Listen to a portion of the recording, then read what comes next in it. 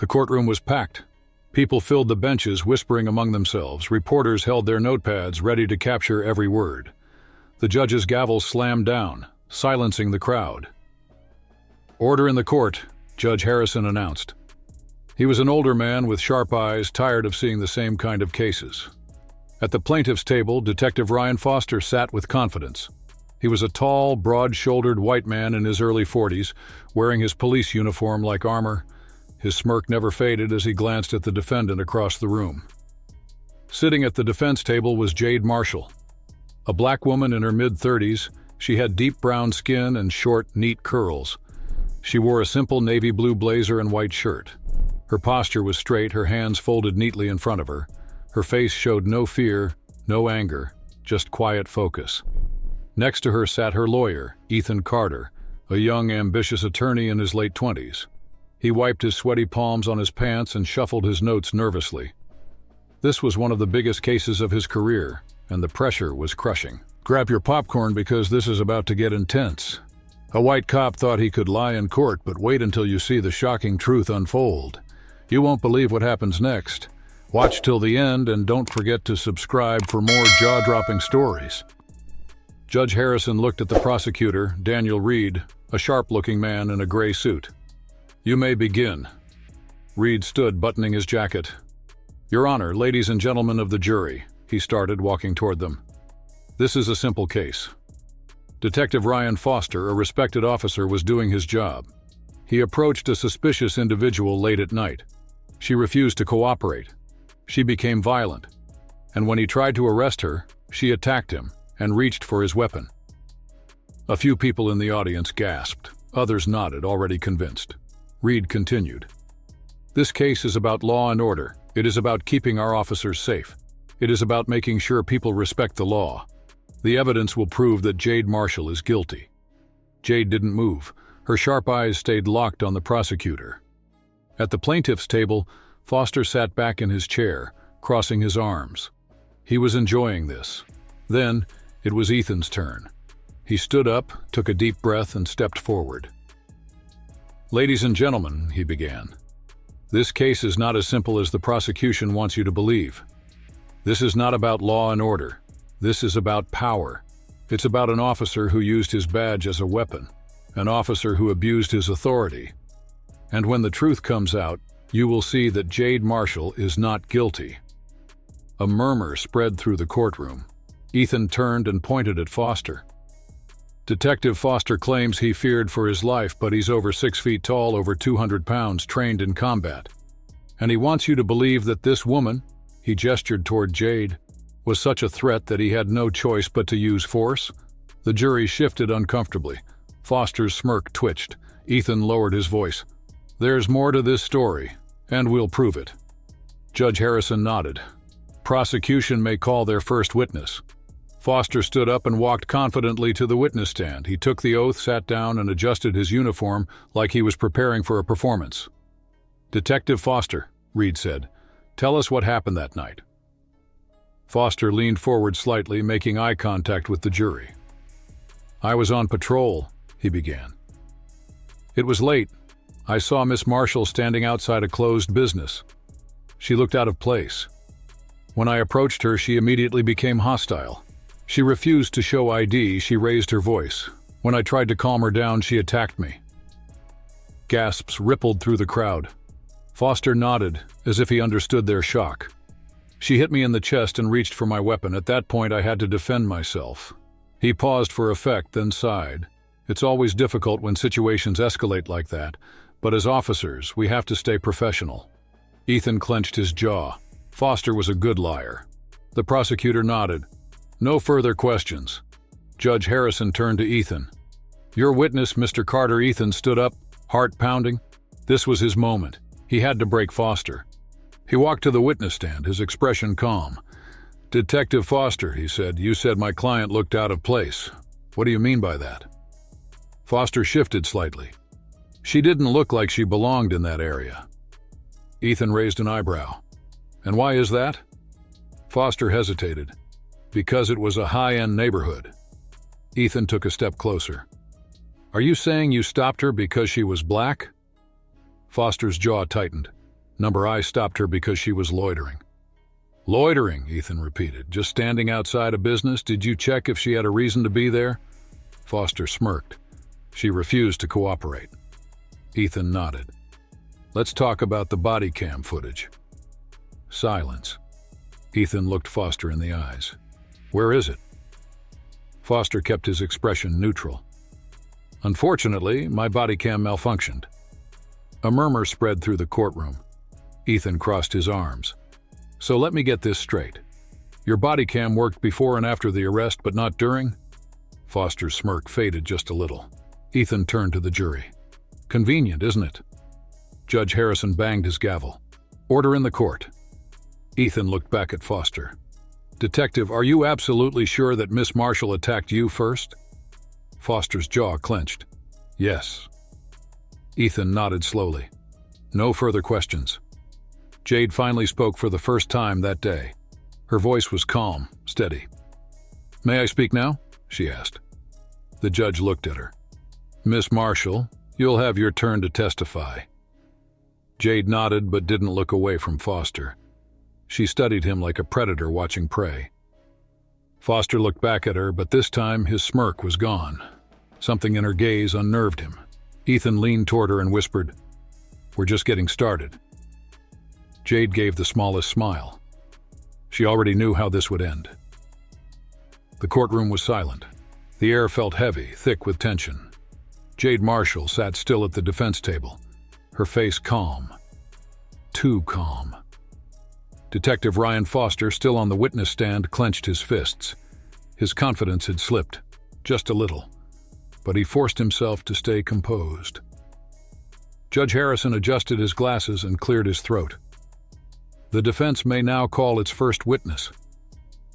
Ethan Carter, Jade's lawyer, stood up, straightened his tie, and faced the jury. The defense calls Officer Jake Simmons to the stand. A murmur spread through the courtroom. Detective Foster's face darkened. He turned slightly in his seat, watching as Officer Jake Simmons, his own rookie partner, stood up and walked hesitantly to the witness stand. Simmons was young, early 20s, with sharp features and nervous eyes. He had always admired Foster, until now. Now he looked like a man trapped in a storm. He took his oath and sat down. Ethan approached, his voice steady but firm. Officer Simmons, you were with Detective Foster the night of my client's arrest, correct? Simmons swallowed. He glanced at Foster, who gave him a warning look. Yes, Simmons said. His voice was quiet. Ethan nodded. Tell the court what you saw. Simmons hesitated. His hands gripped the edge of the witness stand. He could feel Foster's eyes burning into him. I saw Detective Foster approach Miss Marshall, he started. He asked for her ID. She asked why she needed to show it. Ethan nodded. Then what happened? Simmons exhaled slowly. Foster grabbed her arm. Foster shifted in his seat. Simmons continued. She told him to let go. She wasn't resisting. She was just standing there. Ethan stepped forward. And then? Simmons's voice dropped lower. Then Foster pushed her against the car. Gasps rippled through the courtroom. Foster shot Simmons a cold glare. Ethan walked to the jury. Officer Simmons, let's be very clear. Did you see my client attack Detective Foster? Simmons hesitated for half a second. No, he admitted. The murmur in the courtroom grew louder. Judge Harrison banged his gavel. Order in the court. Ethan turned back to Simmons. Did you see my client reach for Detective Foster's weapon? Simmons licked his lips, his hands trembling slightly. He had a choice. Tell the truth or protect Foster. He took a deep breath. So he said, she never reached for his weapon. Silence. Foster's face turned red. His grip on the table tightened. Ethan nodded slowly, then turned to the jury. You've just heard it from Detective Foster's own partner. Miss Marshall did not attack him. She did not try to grab his weapon. She was the one being attacked. The energy in the courtroom shifted. Judge Harrison looked at the prosecutor. Mr. Reed, do you wish to cross-examine the witness? Reed hesitated. He had not expected Simmons to break. Finally, he stood. Officer Simmons, Reed said, are you suggesting that Detective Foster, your superior officer, lied? Simmons didn't answer right away. He looked at Foster, at the man who had trained him, who had mentored him. And then he thought about what was right. "Yes," he said. Foster's chair scraped loudly against the floor as he stood up. "This is ridiculous," Foster shouted. "He's lying. He's just a scared rookie who doesn't know what he saw." The judge slammed his gavel. "Detective Foster, sit down." Foster hesitated, but then dropped back into his seat, his fists clenched. Ethan stepped back to his table. He could feel the momentum shifting. He leaned toward Jade and whispered, "We've got him." Jade smiled slightly. "Not yet," she whispered back. She was right. The battle wasn't over. The courtroom was still buzzing from Officer Simmons' confession. At the plaintiff's table, Detective Ryan Foster's face was tight with anger. His hands were clenched into fists, his jaw locked. He had lost control of the narrative. Across from him, Jade Marshall sat motionless, her expression unreadable. Judge Harrison cleared his throat. "The defense may call its next witness." Ethan Carter stood up slowly, feeling the shift in power. "The defense calls Jade Marshall to the stand." A wave of anticipation moved through the courtroom. This was the moment everyone had been waiting for. Jade rose from her seat and walked with measured steps to the witness stand. Her movements were slow, deliberate, controlled. She did not look like a woman on trial. She looked like a woman in charge. She took the oath and sat down. Ethan approached, his voice steady. "Miss Marshall," he began, "let's start with the night in question. Where were you before your encounter with Detective Foster?" Jade folded her hands in her lap. "I was coming from dinner with a friend. I stopped near a store to check my phone for directions." Ethan nodded. "And what happened next?" Jade tilted her head slightly. She wasn't nervous. She wasn't angry. She was simply stating facts. "Detective Foster pulled up. He asked me what I was doing there. I told him I was checking my phone," she said. Her voice was smooth, controlled, but the words carried weight. "He asked for my ID. I asked why. He said I looked suspicious." Jade let the word hang in the air for a moment before continuing. "I told him I wasn't doing anything illegal. He told me not to make this harder than it needed to be." Some jury members shifted uncomfortably. Ethan took a step closer. "Then what happened?" Jade's dark eyes met his. Then he grabbed my arm. The courtroom fell into complete silence. Ethan let the moment settle before asking, "Did you resist?" Jade shook her head. "No." "Did you try to take his weapon?" Jade's lips twitched into something that almost looked like a smile. "No." Ethan nodded and turned toward the jury. "Miss Marshall, can you explain to this court why you didn't react the way most people would?" The air in the room felt different now, charged. Jade inhaled slowly, then looked directly at the jury. "Because I was trained not to." Silence. Ethan waited, letting anticipation build. Finally he asked, "Trained where?" Jade straightened her posture slightly. "I spent 20 years in the United States Navy," she said simply. 10 of those years as a Navy SEAL." Gasps. Actual gasps. A journalist's pen slipped from his fingers and clattered onto the floor. Judge Harrison's eyebrows lifted slightly, but he said nothing.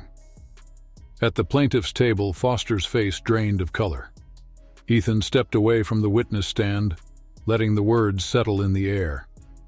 Jade Marshall was not just a civilian. She was a highly trained operative who had survived battlefields far more dangerous than a dark city street. She turned her attention toward Foster, her gaze sharp, almost amused.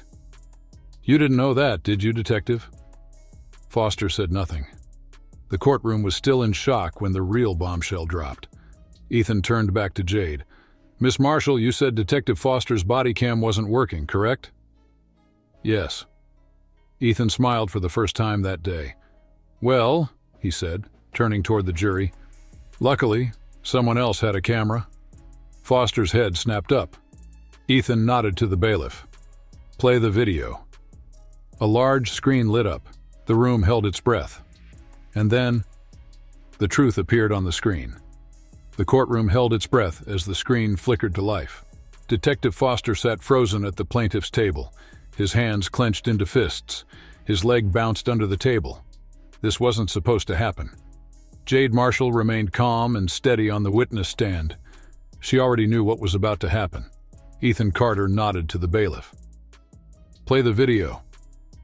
The screen showed grainy but clear footage from a smartphone camera.